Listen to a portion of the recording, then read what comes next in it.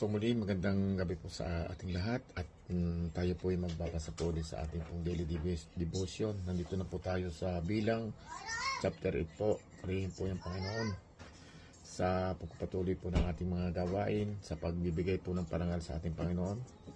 At ating pong basahin ng chapter 8 verses 1 to 3 po. At sinasabi nga po sa talatang ito, ang pag-aayos ng mga ilaw sa tuldang tipanan. Sinabi ni Yahweh kay Moses, sabihin mo kay Aaron na pagkasindi ng 7 araw, iayos niya ang mga ito sa ibabaw ng patungan upang magliwanag sa paligid ito. Yun nga ang ginagawa ni Aaron ayon sa inuutos ni Yahweh kay Moses. Purihin po ang Panginoon sa pagkabasa po ng banal na salita. Amen.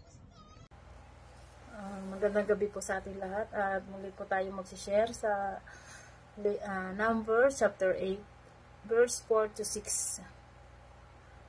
Ang ilawan ay yari sa pinitpit na ginto, gayon din ang palamuting bulaklak at ang mga tangkay nito. Ginawa ito ni Moises ayon sa anyong huwaran na ipinakita sa kanya ni Yahweh. Sinabi ni Yahweh kay Moises, ibukod mo ang mga Levita at linisin ayon sa kautusan.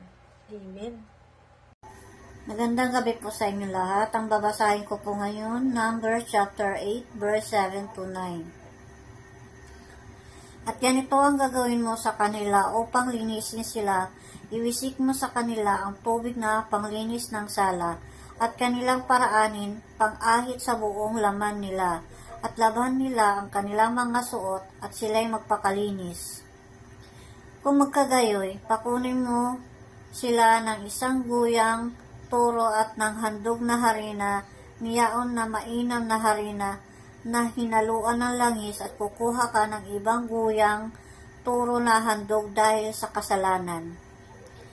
At ihaharap mo ang mga Levita sa harap ng tabernakulo ng kapisanan at pipisanin mo ang buong kapisanan ng mga anak ni Israel. Amen. Ngayon babasahin po, Numbers chapter 8, verse 10 to 12. At ihaharap mo ang mga Levita sa harap ng Panginoon at ipapatong ng mga anak ni Israel ang kanilang mga kamay sa mga Levita. At ihahandok ni Aaron ang mga Levita sa harap ng Panginoon na pinakahandok na inalog sa ganang mga anak ni Israel upang kanilang gawin ang palilingkod sa Panginoon. At ipapatong ng mga Levita ang kanilang mga kamay sa mga ulo ng mga guyang toro. At ihandok mo ang isa na pinakahandok dahil sa kasalanan, at ang isa'y pinakahandok na susunugin sa Panginoon upang itubos sa mga Levita. Amen. Magandang gabi po sa ating lahat. Ang babasahin namin ni Hionami ay makikita sa bilang chapter 8 verses 13 to 15. At papatayuin sila sa harapan ni Aaron at ng mga anak niyang lalaki, at itatalaga sila bilang espesyal na handog sa akin.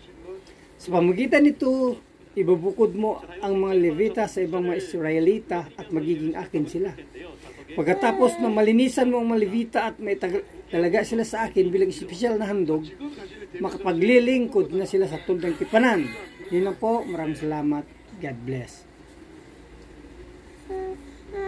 Magandang gabi po. Ang akin pong babasahin ngayon ay Numbers chapter 8 verses 16 to 18. They are the Israelites who are to be given wholly to me. I have taken them as my own in place of the firstborn, the first male offspring from every Israelite woman, every firstborn male in Israel, whether man or animal, is mine. When I struck down all the firstborn in Egypt, I set them apart for myself. And I have taken the Levites in place of all the firstborn sons in Israel.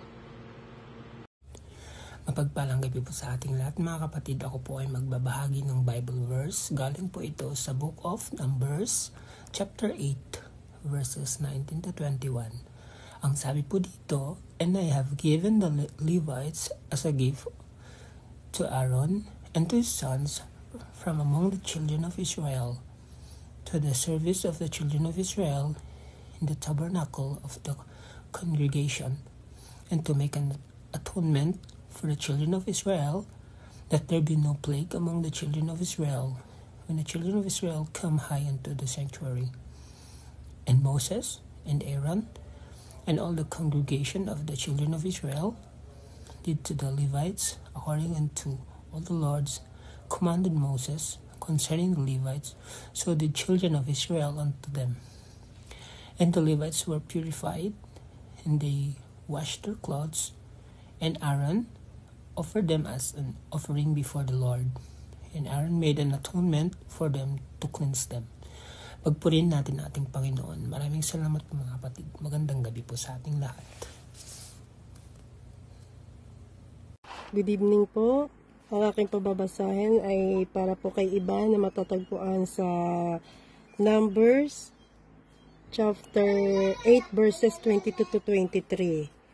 Dito po sa English translation para po kay Iban. "After that, the Levites came to do their work at the tent of meeting under the supervision of Aaron and his sons. They did with the Levites just as the Lord commanded Moses. The Lord said to Moses," Amen. Purihin ang Diyos sa pagbabasa ng kanyang mga salita. God bless po. Magandang pagpapalang muli po, at ako po ay babasa na matatagpuan sa Bilang chapter 8 verses 24 to 26 sa Tagalog po, no? "Para sa mga Levita, ang mga tuntuning ito, magsisimula ang mga Levita sa paglilingkod sa toldang tipanan sa edad na 25, at titigil sila sa paglilingkod sa edad na 50. At kapag magre-retiro na sila, maaari silang makatulong sa kapwa nila Levita sa pamamagitan ng paglilingkod bilang tagapagbantay sa tolda. Pero hindi na sila gagawa ng mga gawain sa tolda. Ganito ang paraan kung paano mo ibibigay ang mga tungkulin sa mga Levita." Purihin ang Diyos sa pagkabasa ng kanyang mga salita. Amen.